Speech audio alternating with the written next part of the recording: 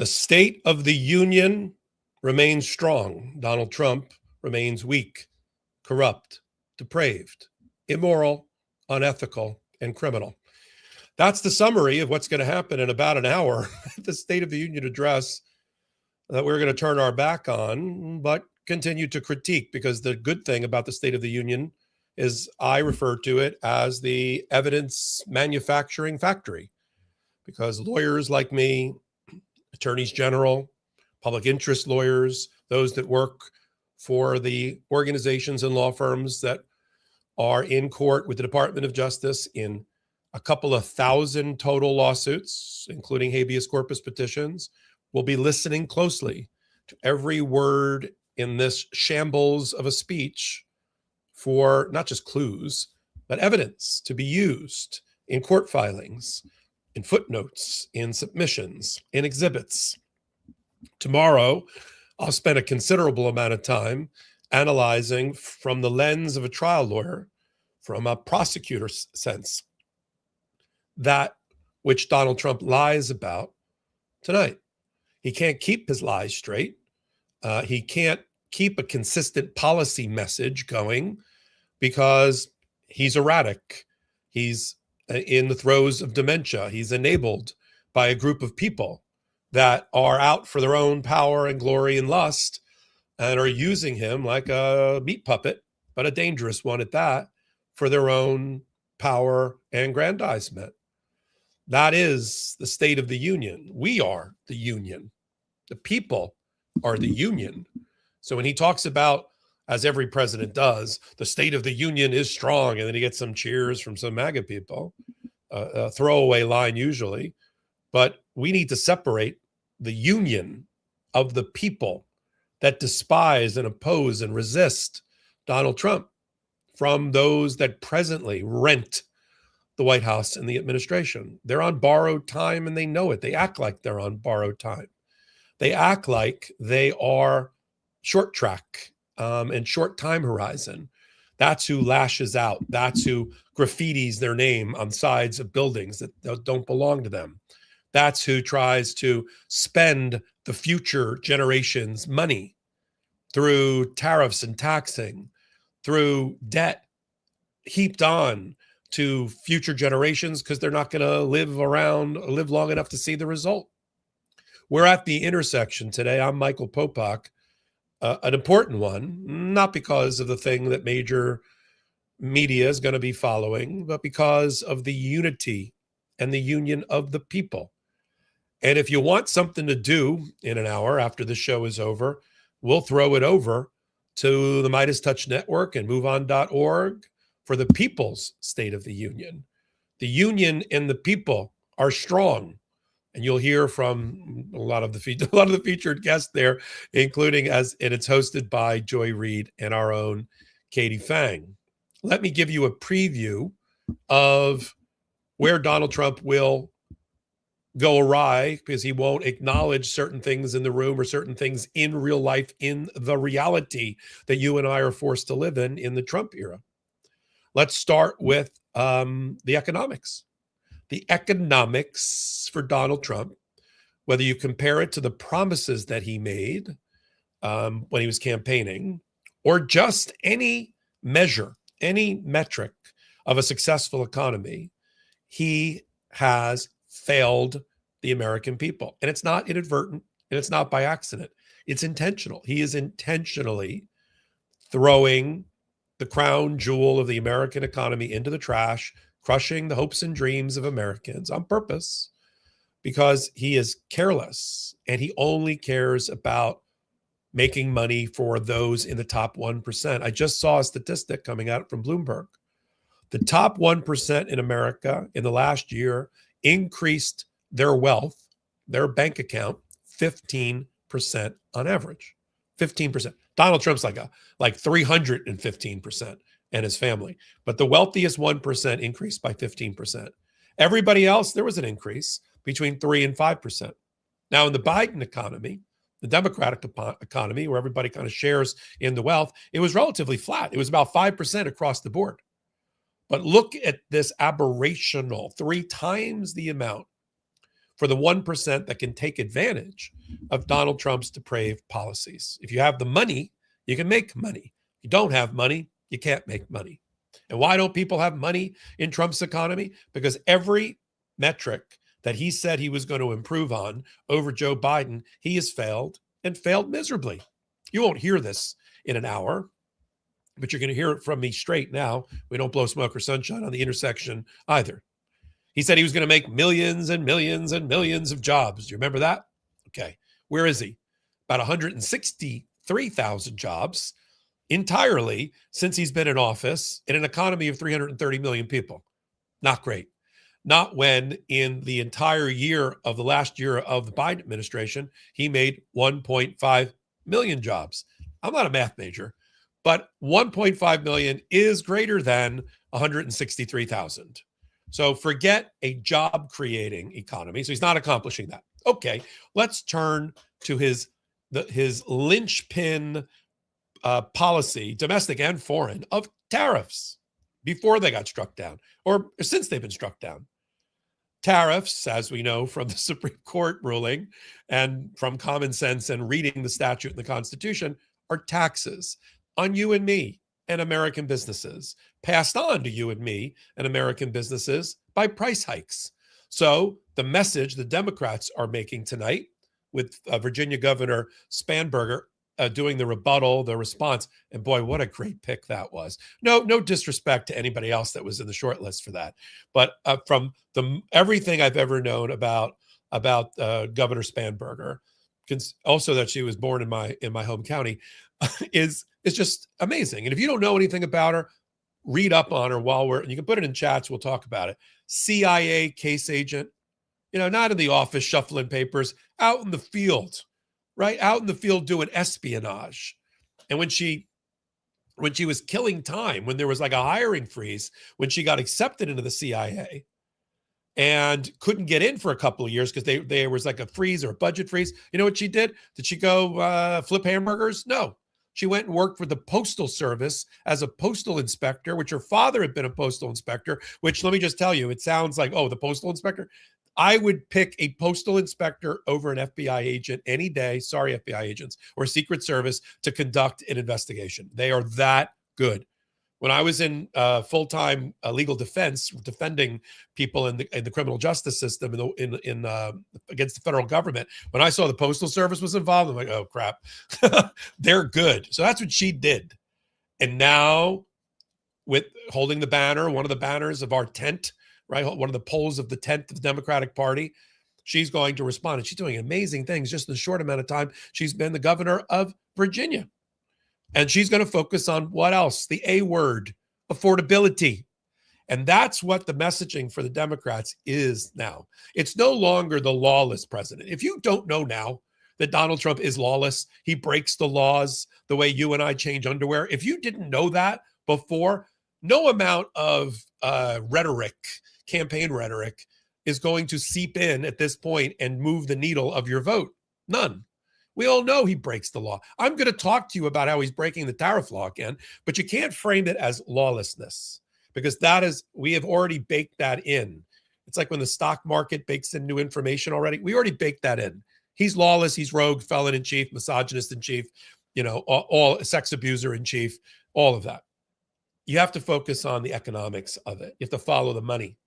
And the impact of the tariffs as taxes on your pricing means he's stealing your money. Or as Elizabeth Warren recently said, Donald Trump is stealing your money from your purse, your pocketbook, your checkbook, because the taxes are raising prices on things that matter to you under the Trump economy. So prices up, tariffs, taxes up. And what was his message? We joked that the best thing that could ever happen to Donald Trump would be for the Supreme Court to give him an out. Because he got the opportunity to see the tariffs weren't working, right? The proof of concept wasn't there. He had months. He collected $140 billion, right? He also saw it had zero, listen to this, folks, zero impact on the trade deficit. Remember, the reason for the tariffs was that there was an emergency. There was a trade deficit. We were buying more from other countries than they were buying from us. Not exactly true, by the way. If you factor in the service economy, which is consulting, AI, things, human beings providing services, we outstrip the countries around the world, and therefore, the total balance of trade is actually pretty healthy. But if you focus only on goods and farming and agriculture and products, okay, there was a slight imbalance. Do you know what happened to that imbalance? Since April Liberation Day, when he announced 200 tariffs around the world, not anything. Didn't move the needle at all. It was $903 billion, trade imbalance under Biden. It's $901 billion under Trump. For all of this upheaval and chaos, he did nothing, not a whit, to the actual trade deficit. It's similar to his immigration policy.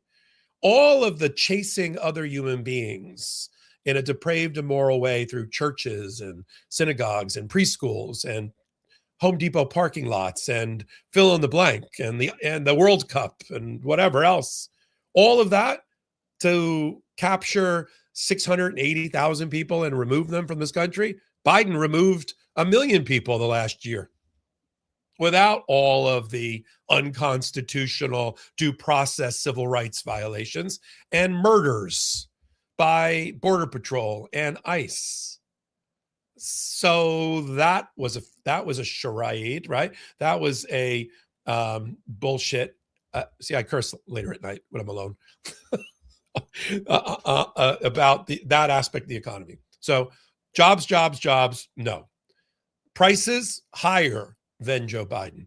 How about cheap gas and mean tweets? Are they back? Well, the mean tweets are back, but the energy prices suck. It's down, still stubborn at $3. I was just in California interviewing the attorneys general. Half of the attorneys general, Democratic. Gas there is almost like $5 a gallon. So no, that hasn't really.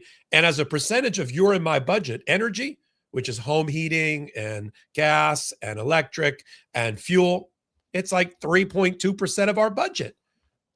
These are the elements of affordability. He may try to. I hope he does. Please, I pray that he does. Somebody wake me if he does. Talks about affordability as the great Democratic hoax. Please use those words. Please say it's a hoax. Please don't acknowledge the suffering of every American under your regime. Please. That would be such a simple gift to the Democrats and independents. Don't put it past him. You think he's going to stick to this teleprompter? First of all, there's rumors he literally can't read. So I think after 10 minutes, he's going to get bored with the scrolling screen and he's just going to go sort of, off script, as they like to say in Hollywood. I'm starting to get questions that are being presented here by the audience tonight. That's another thing. I am live. Hit the questions in here. We're going to go right until a tick before 8 p.m. Eastern time and then throw it over to the People's State of the Union with Midas for sure. So you've got inflation up, jobs down. The deficit. I haven't even talked about the deficit. Okay. The amount of money we have to borrow because we're in the hole. Just think of it as the equivalent of your checking account being overdrawn, except you wake up in the morning and your checking account is overdrawn $2 trillion, like with a T, right? It's a lot of red. So much red. As Mo Amer, the comedian, once said, so much red, so much minus. So you have a lot of minus. Okay. Who pays for that? You and me and my daughter and your grandchildren and the rest. And Donald Trump skips off with his hundreds of billions of dollars of ill-gotten gains that he made running crypto and doing deals and military deals and owning a nuclear power company and all the other things that he's done that we don't even know about. We'll have to do a full accounting when the Democrats take over the government. We won't know the full extent of the corruption that is the Trump administration and the kleptocracy that we've been watching until after he leaves. That is for sure. And do a full audit of what he has stolen. But that minus $2 trillion, that means the engine of the economy has to generate $2 trillion and $1 extra in order for us to be net positive for the year. We lay out as a government $5 to $6 trillion as part of the economy. All right, knock $1 billion off because of Doge, and all the job loss that relates to that. It's still $5 to $6 trillion of money we got to lay out, including a couple of $1 trillion for debt. It's $6 trillion for debt service. And then people said, well, he's helping the American farms, isn't he? Okay, so new reporting just came out that we've lost under Donald Trump 10,000 American farms. 10,000 American farms. So who is he benefiting? Who is he going to brag about tonight that's benefiting from the Trump economy? So what else is happening in the room? As long as you're here with me. You've got the Epstein survivors, including my client, Lisa Phillips. I just met Lisa Phillips along with Sam Maloney, and together they operate, the leaders in the survivor movement, and they have an entity called Survivor Strategies that Popok, the Popok firm, is in a collaboration with now to help survivors, to be perfectly transparent. We're going to be announcing that in a big way in the next week or two. Met with Lisa Phillips. She just got back from Ireland. And that's the reason today I did the reporting, you'll see it in the morning, that the Irish Parliament has now taken up the cause of Lisa Phillips and the Epstein files, pounding on the table, led by the leader of the Labour Party, the leader of the Socialist Party, demanding that the Epstein files be released in America to the Irish to let them do their investigations. And that's because Lisa went on the late show. I think I got too many lates in there. The leading late night talk show in Ireland, and the Irish leaders caught wind of it, and then Parliament. She's going to be in the State of the Union, whatever this thing is tonight. And I assume when she's not recognized by Donald Trump, right? They're gonna do. I don't know what they're gonna do. I have no insider information on this one. I'm gonna talk to her tomorrow for the channel, but they're gonna do something. And we have new reporting that NPR did, which is relatively straightforward. They looked, for instance, at the Ghislaine Maxwell case file, which is public and they have access to, against the Epstein files produced by the Trump administration, and saw some glaring omissions. Like a major witness and documents about a major witness that accused Donald Trump of sexual abuse being removed from the Epstein files, even though it was in the material witness pile for Ghislaine Maxwell. So the federal prosecutors thought it was important. Of course, they've been fired. It's James Comey's daughter. She's been fired. Another good reason to fire James Comey's daughter, right? Cover up of the cover up. And so anything that had Donald Trump's name on it, apparently in July and August, was removed, including, now this is an allegation, I'm just reporting the reporting, that a 13-year-old claims that Donald Trump forced her into oral sex, and then when she resisted, he physically attacked her. That's an allegation. That allegation, along with some others against Donald Trump, made its way into, sit down for this one, everybody, a PowerPoint. I haven't seen it, but I know it exists based on the reporting. A PowerPoint where that was designated for follow-up. Where's the follow-up? All we have is exoneration by the FBI on the day they released this files to the Department of Justice. We've cleared Donald Trump. How could you possibly have cleared him? You dimwit. How dim do you think we are that you cleared him? And Pam Bondi and Todd Blanche, when they released the files a couple of weeks ago, the last 3 million, they said they had the temerity, the brass ones, to look the American people in the eye and say, there's been no redactions or removal for reputational embarrassment or other factors or to protect anyone. I guess implicit was except Donald Trump, the key person that we wanted to see. Not that we're shocked that they worked overtime to purge and scrub references to Donald Trump. It was interesting. I was to kind of balance off too. I saw a headline today in the New York Times in the op-ed piece, and it said the Epstein file should never have been released. I like, ooh, what right winger wrote that? And I looked down, and it's Daniel Richman. Daniel Richman used to work at the FBI, used to be the chief counsel for James Comey when he was the FBI director, close personal friend. They worked in the prosecutor's office, Columbia law professor. And he was in the dispute related to them with the Department of Justice under Trump, without a Fourth Amendment search warrant, just looking through his legal documents and communications with Comey. So I would say he's moderate. Now, his point, though, even though there's so much good that's come out of the release of just this limited Epstein file in terms of worldwide accountability, that I'll take it.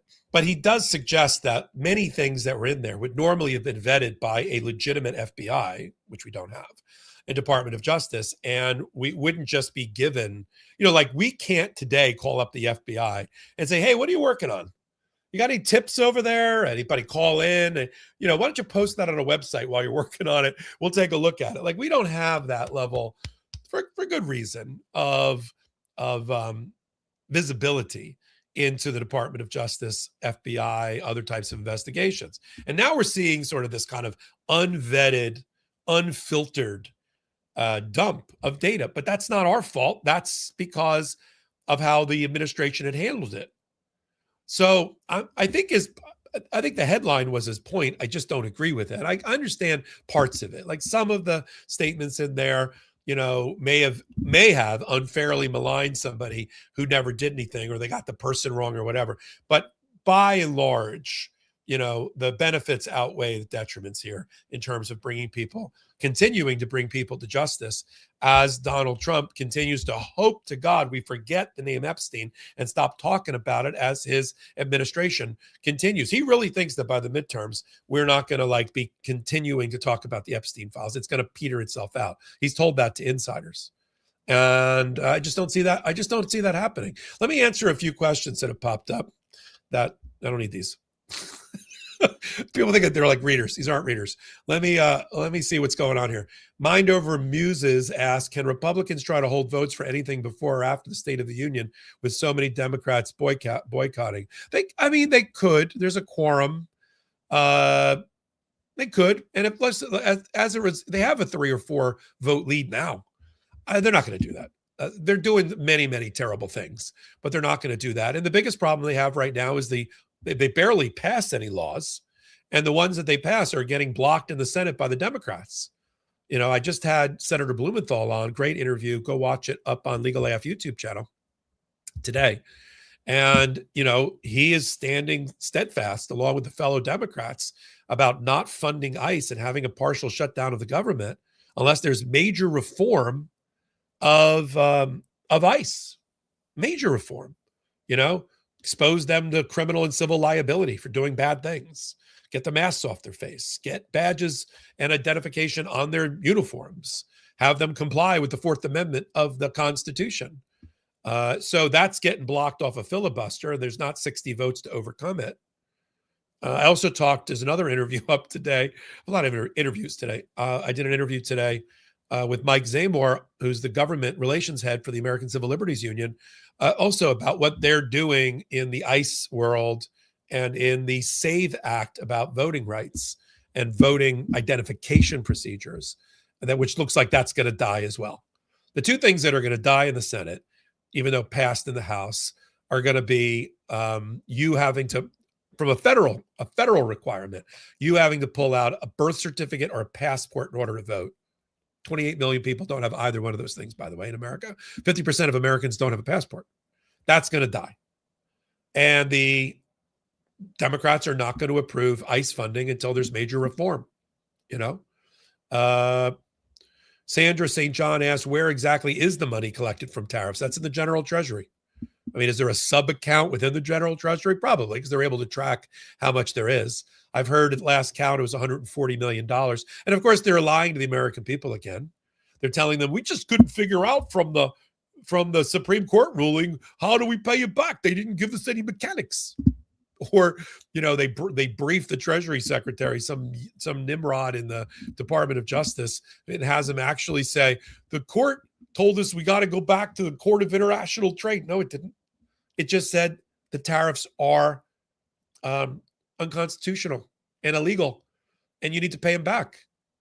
How you do that, how you implement, In the Supreme Court, they don't. Most courts don't say, and here's how you're going to do it. You got a pen? All right. The first thing you do is you set up a database. Then you have people make electronic submissions. And then from electronic submissions, you have 30 days. No, they don't do that. Okay. As to paraphrase Amy Coney Barrett, I'm not an economist. I'm not a tariff refund expert. I'm just a judge. How they do it, they make a proposal on how to do it. Now the Democrats in Congress are creating a mechanism that has to be complied with for the refund. It would be smart. Congress has the power. That's the point of the Supreme Court decision. So Congress is saying, hey, you know all that $140 billion you're sitting on? Here's how you're going to do it.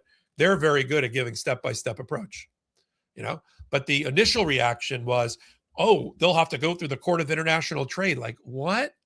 They're going to have, and I read up on how that process works. They make a claim with the Customs and Border Patrol. Customs and Border Patrol has, a lifetime to reject it or accept it. And then if you don't like the response, then within 180 days, you go file a suit in the court. Oh my God, are you kidding me? My daughter's going to be graduating college by the time the refunds come in. That's why Elizabeth Warren's like, give the money to the American people, refund it to them. I mean, they can't. They have to refund it to the proper people. So Teresa Kennedy, 87.99 high. I guess there's other Teresa Kennedys. Asked, do you think Trump will address refunds owed to the people? Like, get behind it? No way. He'll have to acknowledge that the tariffs were wrong. He'll try to sell the American people on tariffs are good. Tariffs are good. He's in a weird spot tonight. He's going to say it's his economy, except for those damn Democrats and judges getting in our way and those other countries and the American principles of economic policy. He's going to say that, but he's also going to keep blaming Biden and Obama and George Washington and anyone else, Alexander Hamilton for the state of affairs for the economy. He's been in a year. So, just as we've said that Americans are tired of hearing about his lawlessness as a voting message, we're tired of hearing about another president when he's been in a year. And it's a lie anyway. The Biden administration was not a shambles. It was not a mess. It was quite the opposite. Every time a Democrat has come in the last 20 years, it's always to clean up a mess made by Republicans, right? Obama restarted the heart of America after the banking crisis and the automobile crisis as he came in. It's the reason we didn't get President John McCain. The lack of recognition about affordability and the economy back then. He salvaged the auto industry. He salvaged banks through takeovers and other things and stabilized the economy. That's because he got handed a shitty hand by the predecessor, by Bush. Fast forward, right? Trump won. COVID, deficits, kills the economy. Who comes in to clean up the mess? Biden. $3 trillion of stimulus package to restart the heart of America. We're always cleaning up. That's why the Democrats and the moderates always make more jobs than the Republicans by a lot. People think the steward of American economy should be the Republicans. They're so good at business. How's that going? And the reality is the numbers don't bear that out ever. Haven't ever, and don't. I think people are finally starting to wake up. You don't want a corrupt business person running your American government or economy. That's Epstein. One last thing on Epstein before we take a quick break. You had this odd occurrence with Les Wexner, who some people, he's been out of the limelight for so long. People don't realize what a big deal Les Wexner was. Les Wexner is the reason you know what Victoria's Secrets is. And The Limited. Remember The Limited? He was a retailer. And he was very close to Epstein. They invested together. I think they owned the townhouse that Commerce Secretary Howard Lutnick bought it from them. And super close. In fact, he had to admit in an oversight hearing that he gave Epstein $1 billion, but he doesn't know why. Okay. And he kept giving such rambling answers that his own lawyer, and I've done this for a while, and I've had clients that are a little bit uncontrollable, but I don't do on a hot mic sotto voce, if you answer the question longer than 5 words one more time, I'm going to effing kill you. This was the lawyer during that usually signals things are not going well for the client at that point. When I come back, let me answer one more question, then we're going to come back and talk about the ICE hearing that that Grumpy Cat wants to talk about. I agree with you about the whistleblower that blew the lid off of what we've always suspected, which is ICE is not a rogue, out of control agency by accident. It's by choice and by training. And there's some amazing things that have happened there. Janine Pirro has finally figured out she can't get indictments from a grand jury, especially when it comes to 6 members of the House and Senate, and has dropped that prosecution. That's interesting.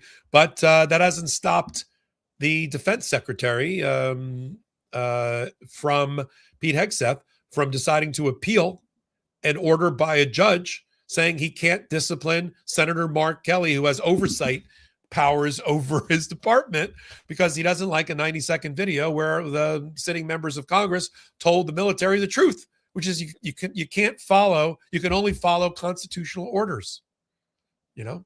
So there's that. And we'll talk about affordability and tariffs and the messaging around certain things. Don't forget, when this show is over, a tick before it's over, we'll throw you over and join on your own to Midas's presentation of the People's State of the Union, hosted by our own Katie Fang and Joy Reid.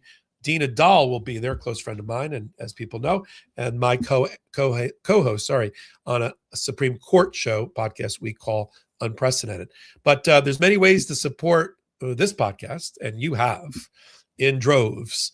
Beyond my wildest imagination that the Intersection would be regularly ranked in the top 20 to 50 and all YouTube podcasts, regardless of the type, and is rocketing up the charts as well. That's a signal that it's working, that the People's Union is working, that we're vibrating on the same frequency.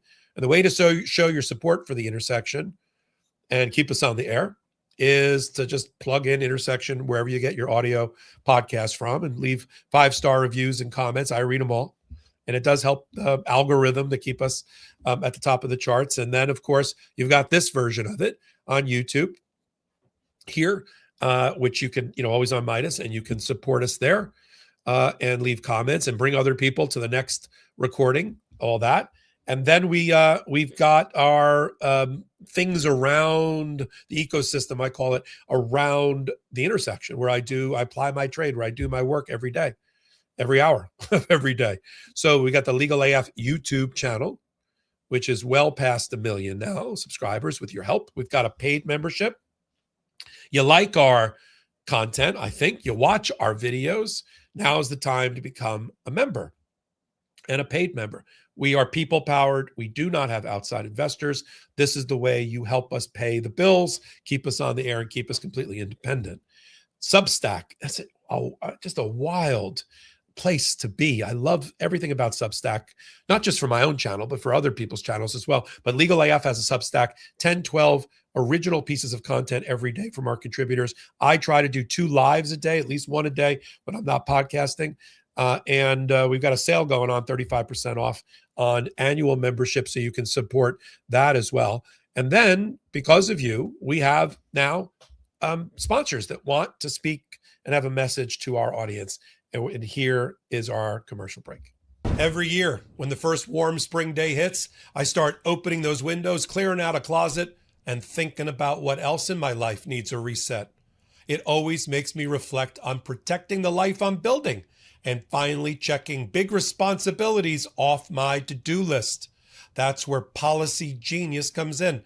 They're not an insurance company. They're a marketplace that helps people find and buy insurance. And honestly, planning for the future and protecting your loved ones can feel overwhelming. But finding the right policy can take a huge weight off your shoulders. Policy Genius makes financial planning easier because their licensed team works for you, helping you compare quotes from some of America's top insurers side by side for free. You can clearly see coverage amounts, prices, and terms. No guesswork, just clarity. And they answer questions, handle paperwork, and advocate for you the whole way. Policy Genius has thousands of 5-star reviews on Google and Trustpilot. and I've heard great feedback from listeners who've used them. Prioritize peace of mind. Lock in your life insurance today. Protect the life you've built. With Policy Genius, you can see if you can find 20-year life insurance policies starting at just $276 a year for $1 million in coverage. Head to policygenius.com/truth, TRUTH, to compare life insurance quotes from top companies and see how much you could save. That's policygenius.com/truth. Welcome back. I got my dark Popok glasses on tonight, expecting a dystopic, weird presentation, immoral, depraved by Donald Trump. I remember when he gave, famously, when he gave his inaugural speech during his first term, George W. Bush turned to Michelle Obama and said, "That is some weird shit." Yeah, they should etch that in the Smithsonian somewhere. We'll restore all those signs once Donald Trump is gone. Holding Trump accountable, holding ICE accountable, is up to the Democrats in the House and the Senate. And in the Senate, it usually falls to people like Senator Richard Blumenthal, the senior senator from Connecticut, the ranking member on the Senate Permanent Committee on Investigations, on the Judiciary Committee, House Oversight, the Judiciary Committee, Armed Services, different things. Former Marine, former Attorney General, really has the amazing credentials. And he's out in front about holding ICE accountable. And 2 weeks ago, Todd Lyons, it's a great name, Lyons, it sounds like Lyings, told the senators assembled that ICE training was strong, that it wasn't cut, that they weren't being trained about unconstitutional things, and people didn't have anything to worry about. Of course, he got caught in a couple of interesting traps of his own making, like when Eric Swalwell said, "Hey, do you remember about a week or so ago, you said you wanted to operate ICE like it was Amazon Prime?" "Yes."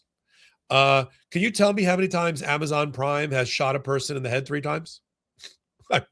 "What I meant was, can you tell me how many times Amazon Prime has shot a person 10 times? Yeah. And it went downhill from there. And then he got into a debate, this is 2 weeks ago, with Senator Blumenthal, a legal scholar, about the Fourth Amendment against illegal search and seizure. And it's already a losing proposition. This guy, who sounds like he can barely put a sentence together, is debating Richard Blumenthal. And he said, "Well, there's a case out of the 8th Circuit in Minnesota called blah, blah, blah, and it allows me to tell my people they can burst through your front door with an administrative warrant if they're looking for a fugitive." He goes, "Stop." Blumenthal's like, "Stop. That's not what the case says. You don't have the ability under the Fourth Amendment to burst through somebody's door, terrorize the occupants, and rip them out with an immigration judge's administrative warrant. You got to go to a real federal judge for that."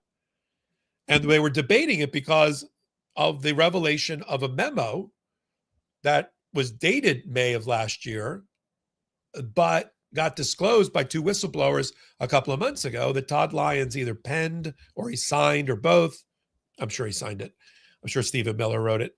That said, from now on, you have the ability to burst through somebody's door with just an administrative warrant, turning 200 years of Fourth Amendment principles on its head and constitutional precedent.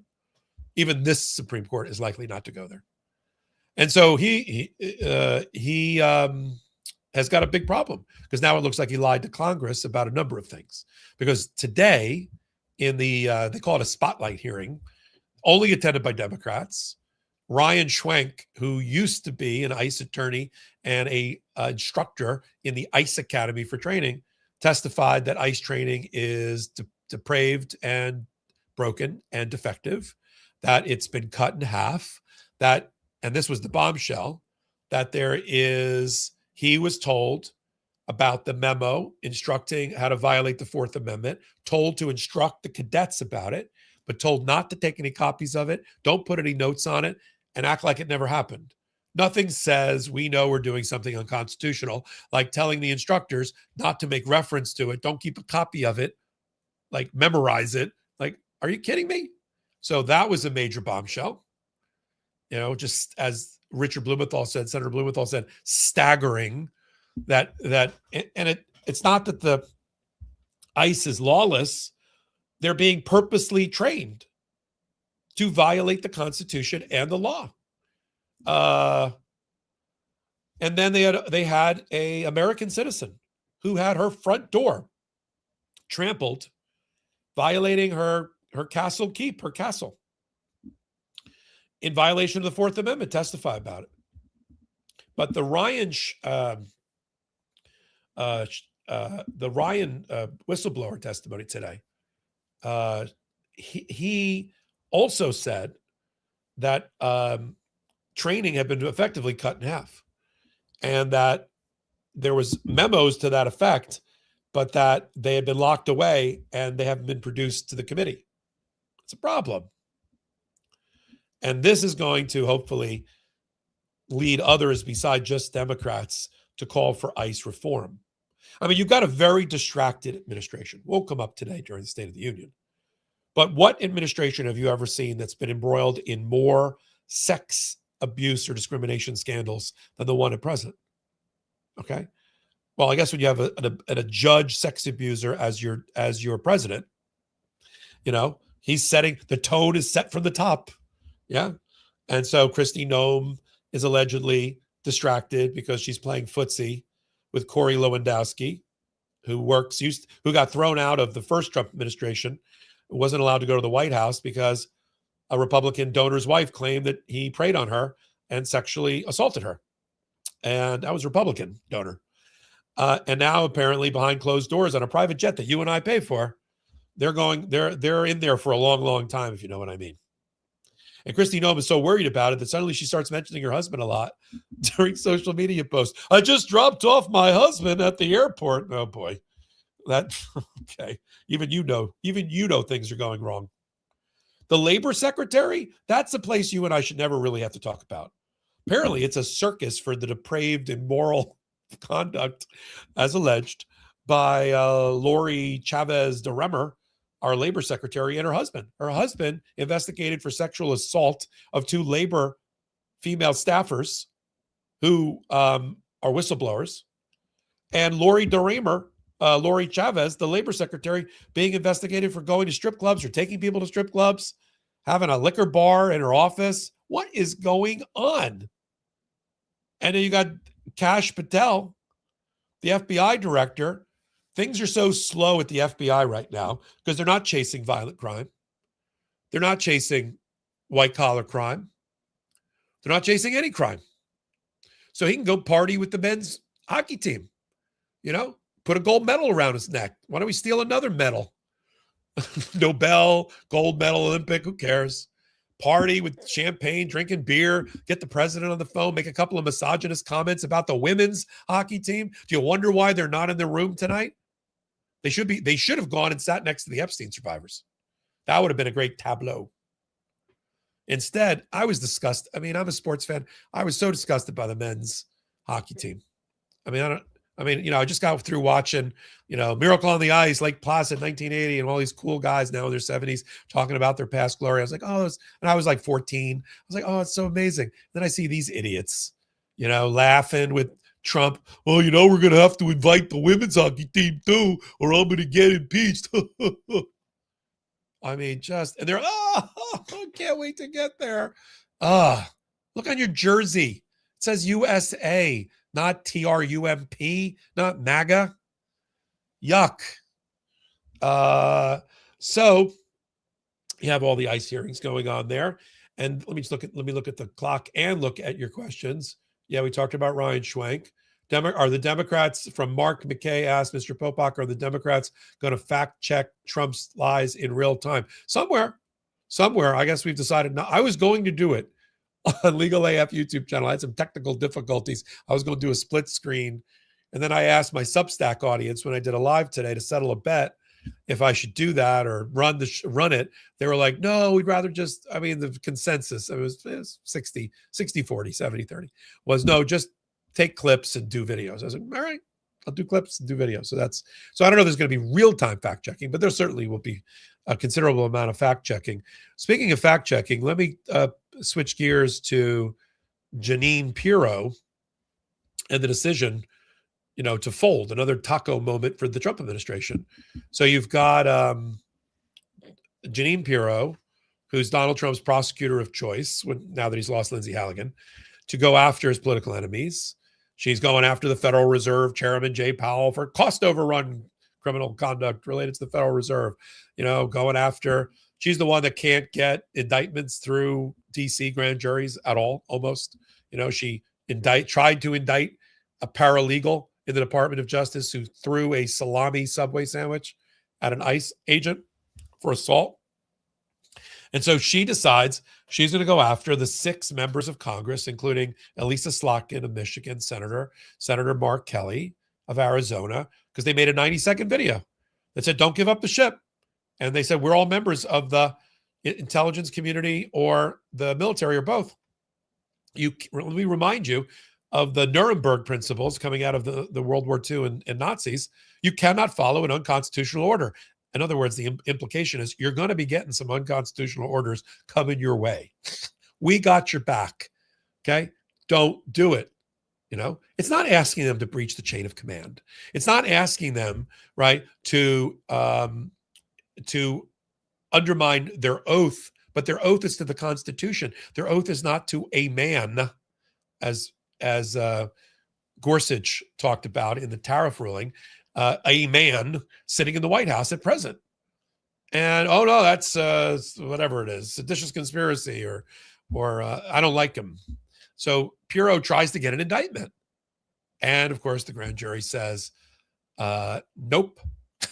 It's my favorite movie. Nope. And she doesn't even try again. Usually they try 2 or 3 more times, like Letitia James, the New York Attorney General. I had the pleasure of interviewing last week in California. They tried a couple times, like 3 times. This time they were like, yeah, let's not do this again. It is the definition of insanity if we keep trying. And somehow she got Trump to allow her to not go back in for that. At the same time, Mark Kelly, Senator, Gabby Gifford's husband, as I like to call him, he ran into court, got Judge Leon, Richard Leon, who is also the judge in the ballroom teardown case, to enter an injunction to stop Pete Hegseth from taking military disciplinary action against Captain Mark Kelly, retired, of the U.S. Navy. Shuttle commander, a couple of 100 missions, in Iraq, Navy pilot kind of thing. Reduce his rank, put a censure letter, take away his pension, all this crazy shit. Now, as Judge Leon pointed out, not only does he have a First Amendment right, he's a sitting senator that sits on the Armed Services Committee that provides oversight over the executive branch. No, the executive branch doesn't get to go after him in retaliation for it, for his First Amendment expression. And so Hegseth doesn't like that, especially since Jeanine Pirro is not going to be prosecuting. So now he's running to the appellate court. He's going to lose at the appellate court. He's going to likely lose at the United States Supreme Court.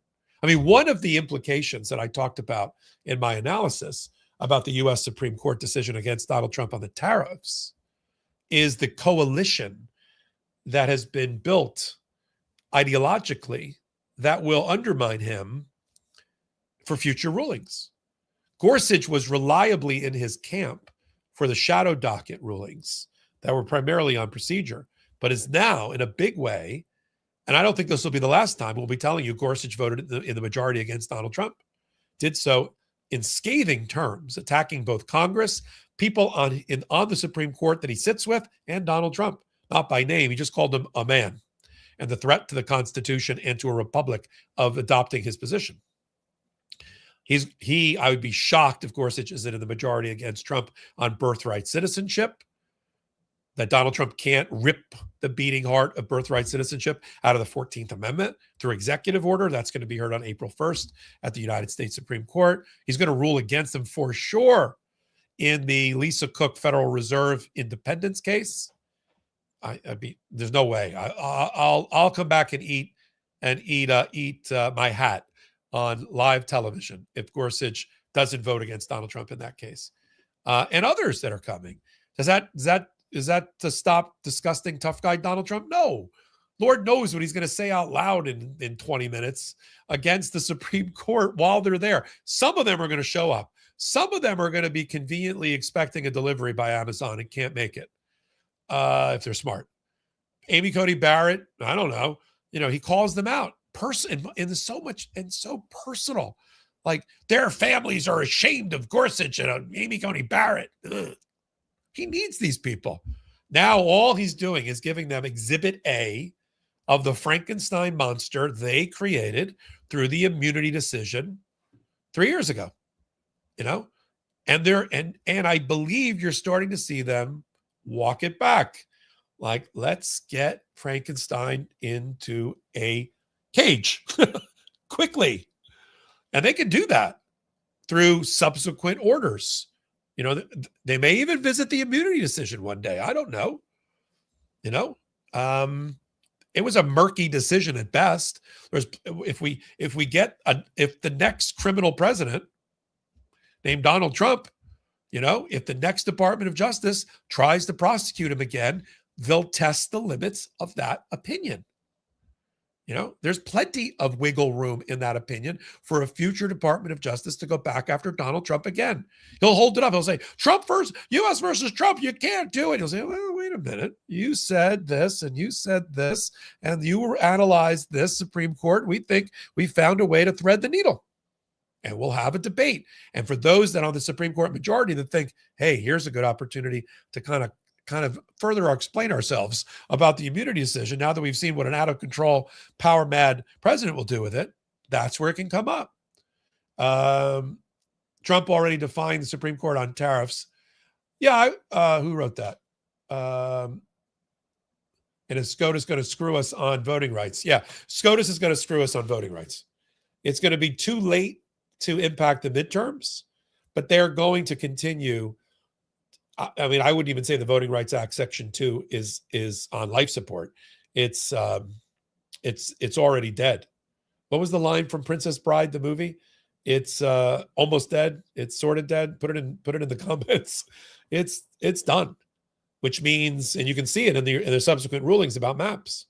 They never saw even if the partisan Republican Democratic rewriting of the redrawing of congressional maps also screws minorities, and that was probably the intention, we just call them, we're not trying to screw the black and brown people, we're just screwing the Democrats. And that would be okay under the Voting Rights Act, the way it's been interpreted here. We're going to get screwed on that. That's for sure. Not every decision coming out between now and the end of the term is going to be favorable to us. Although we're on a little bit of a roll. National Guard against Donald Trump. Tariffs, big one, against Donald Trump. Maps, blessing the California maps against Donald Trump. So things are, I'm getting a 5-minute warning from my team. They're going to give me a red card any second now.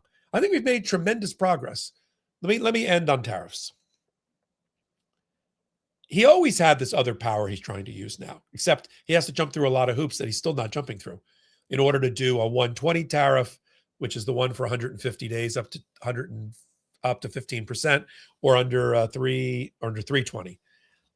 But he's got to do things. There's got to be hearings and public notice and comment and all. He can't do it right now, although he's trying to do it right now. Who's going to stop him? The lawsuits are going to stop him. And Congress can, as they did with the Canadian tariffs, can also strike down certain of these tariffs. And he's got to get, if no lawsuit strikes it down in 140 days or so, he's going to have to get a bill passed in Congress. I'm not so sure he gets that bill passed in Congress.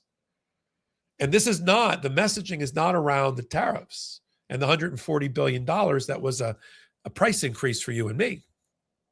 The messaging is that this is about affordability, which Donald Trump has a complete blind spot about. And when he had an opportunity, as I said earlier at the top of the intersection tonight, the best thing that could have happened to him was to let the tariffs be torn down by the Supreme Court and benefit his economy. Nope, had to rush back in.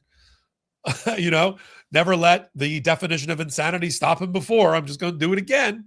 And which is a great way for the Democrats to say, see, he had the opportunity to just let them lapse and help you and keep your prices down, and he didn't. This is about the economy, stupid. This is about affordability, stupid, because the contract with America that the Democrats are trying to close now, between now and the midterms, when they have to close the deal, really is around two major tentpoles, right? Affordability and cleaning up corruption, right? We won't be corrupt. We'll return ethics in government, and we're going to make your life better through affordability. I almost said through pharmacology, through affordability. Okay, that's going to be the two tenets. Fits neatly on a bumper sticker. It's a great campaign slogan, and it boxes Donald Trump in on, the ethics thing covers everything from Epstein to the money he and his family are making and people in his cabinet, while they're on the company dime, to the sex scandals, to the cover-ups, the ones that have happened now, the ones that are happening in the future. That puts a neat red ribbon around that.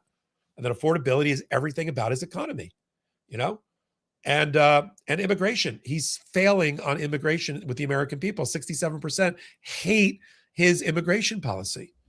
And he's doubling and tripling down on that. So we have to use his natural instincts against him leading into the midterms. If we band together, I'll end it this way. If we band together as a people, he cannot win. MAGA cannot win. We will crush it at the midterms in a wave election. No two ways about it, but it means voting our way out of this mess, which we will do together. Together, you're here on The Intersection. Hit the subscribe button. Come over to Intersection over on anywhere you get your audio podcast from. 5-star reviews, please, and comments, which I read. Legal AF, the YouTube channel. Boy, does it need your support. We crossed 1 million subscribers, but we need you and your paid subscriber level as well. No outside investors. People wonder how we do it. There's no wires. This is not a magic trick. We need people-powered support. And then we've got Legal AF, the Substack. I do at least 2 lives a day, along with amazing other commentary from our contributors on Legal AF Substack, running a 35% sale in honor of the people and the People's State of the Union on annual membership. Thanks for being here every Tuesday. Mark it down, usually at 8 p.m. We did it an hour early for the State of Union. So until my next report, I'm Michael Popok. Can't get your fill of Legal AF? Me neither. That's why we formed the Legal AF Substack. Every time we mention something in a hot take, whether it's a court filing or a oral argument, come over to the Substack. You'll find the court filing and the oral argument there, including a daily roundup that I do called, wait for it, Morning AF. What else? All the other contributors from Legal AF are there as well. We got some new reporting. We got interviews. We got ad-free versions of the podcast and hot takes. Where? Legal AF on Substack. Come over now to free subscribe.